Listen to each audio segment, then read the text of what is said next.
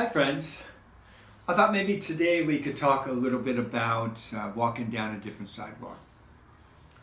So Matthew Kelly tells us a great little story that has quite a punch to it, I think. And Mary comes into this in my mind and in a particular way, her immaculate conception and what that means for us as human beings in our own spiritual walk.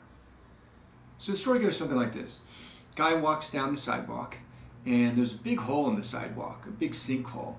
He falls in it, and he hurts himself, and it takes him a long time to get out. Next time he walks down the sidewalk, he walks down and he just pretends that it's not there. And of course he falls in. Same sort of scenario. He's in there for a long time, really gets hurt. It's difficult to get out. Next time he falls in out of habit. Because he's fallen in twice before, he just falls in again because he's developed the habit. He walks down the sidewalk again, and this time he decides to avoid it. He just walks around it. And then finally, the man walks down the sidewalk. In fact, he doesn't walk down that sidewalk.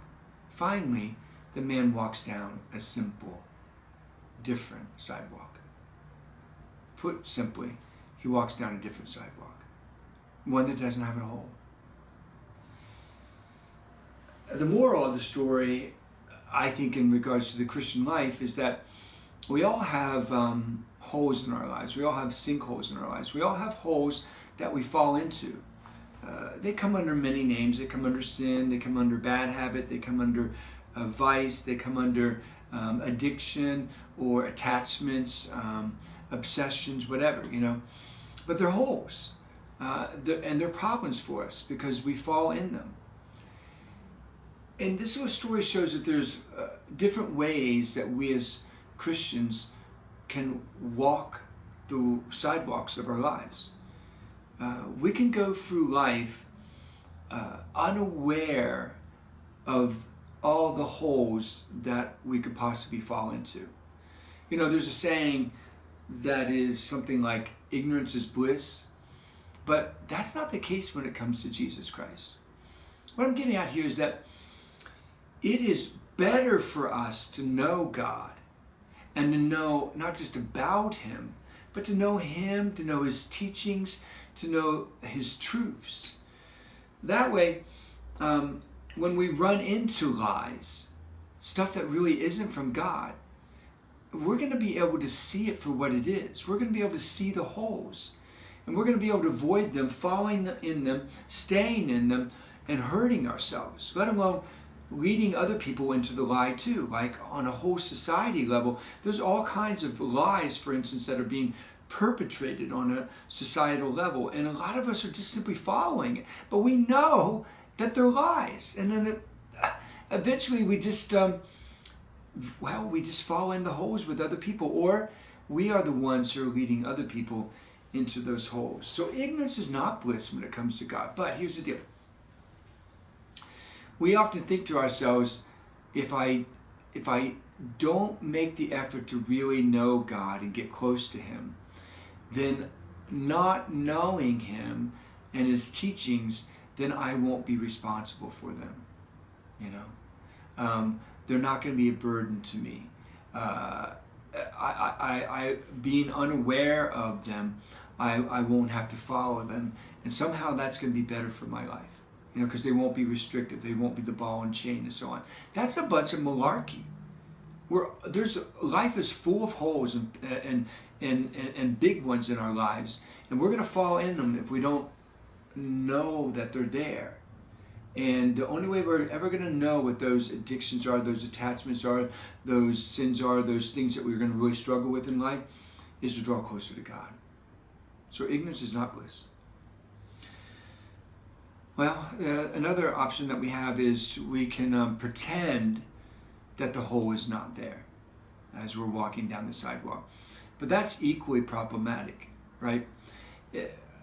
We can go through life and pretend that there's no difference between a man and a woman, in regards to gender, this whole gender ideology stuff, right?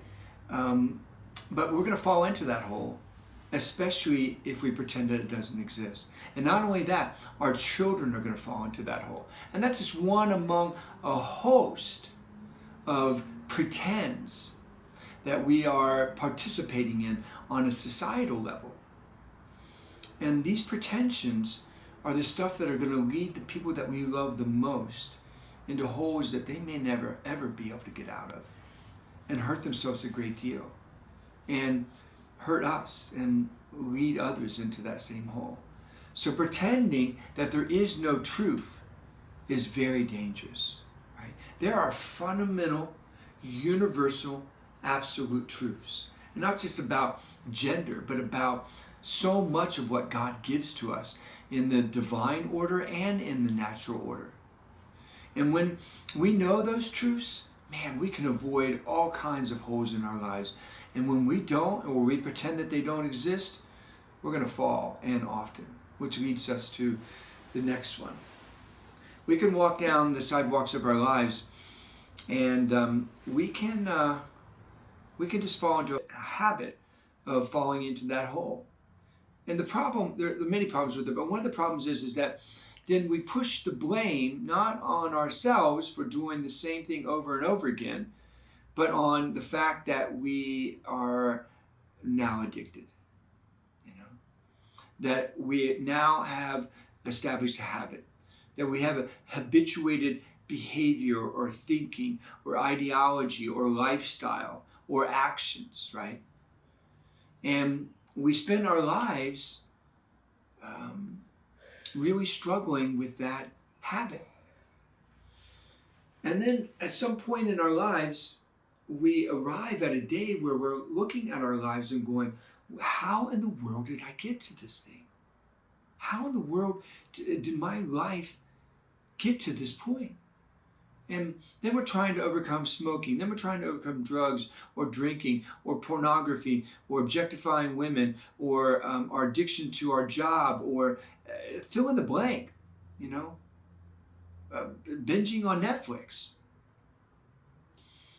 And along the way, we have wasted years of our lives, of our time, of our energy, of our heartache, of our pursuit of happiness, only to keep falling in a hole, not being free. So that's not a good path either. And then we could try to just simply walk around the hole, meaning the hole's still there, and we're walking near it, but we're ever so gingerly walking around it. Again, the problem here is, I think a good analogy is the guy who has given up drinking, and he's a reformed alcoholic. He goes to AA and all that kind of stuff. But he also frequently visits the bar where his old drinking buddies are in order to visit with his drinking buddies, right? And he doesn't want to let go of those friendships. But, he's strong enough. He's got his head on straight. He knows what he wants.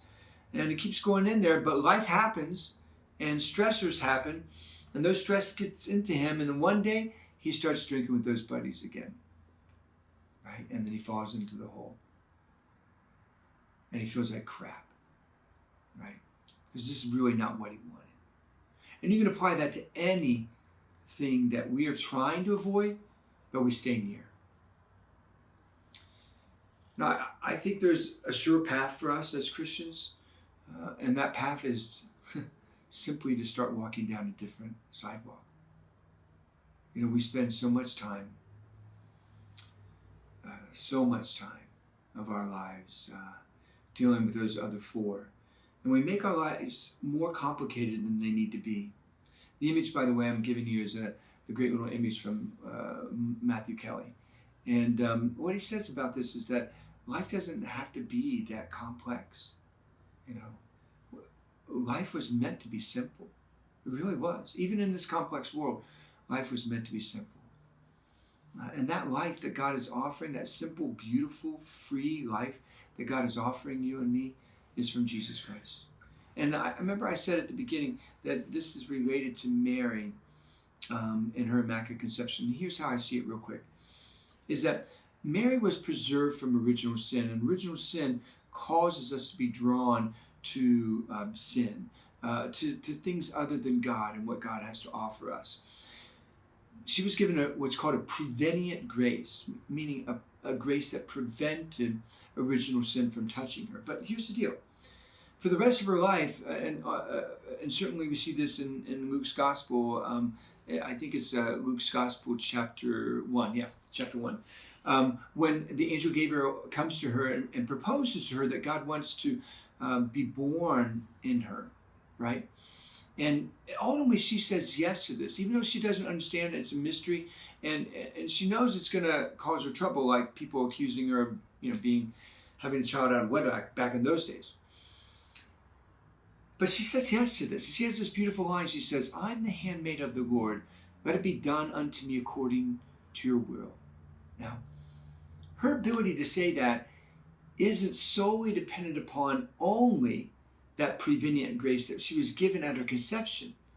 What it was is that she decided every day of her life to live a life like Gabriel salutes her at the beginning, hail full of grace. She decides to live a life full of grace. She always makes a decision to walk down a different sidewalk than the rest of humanity. And by making that decision, she lives her life full of grace. And by living a life full of grace, choosing that life and being able to receive that grace that God wants to give to her and everybody else, then she's not drawn to walk down sidewalks that have holes in them. But what this says to us, and this is the key part, is this is possible for you and I. Because God pours his grace into all of us. And we can be that right side up, empty container that is able to receive that grace, or that closed side up that is not able to receive that grace. And the grace just pours over top of our lives. And really, it's up to you and I. It's up to you and I what kind of sidewalk we want to walk down. I mean, it's simply that. Mary chose to walk down a different sidewalk than the rest of humanity. God gave her that grace in the beginning, but she pursued and received that grace for the rest of her life. And that's what can happen to you and I. We have different sidewalks we can walk. What God proposes to us is to walk down a different sidewalk than the one that we would choose, because we are drawn to sin. But when we walk down that different sidewalk, man, how much better is life, because it's the sidewalk he ordained for us, rather than the world is laying out for us with all kinds of holes in it. Until next time, friends.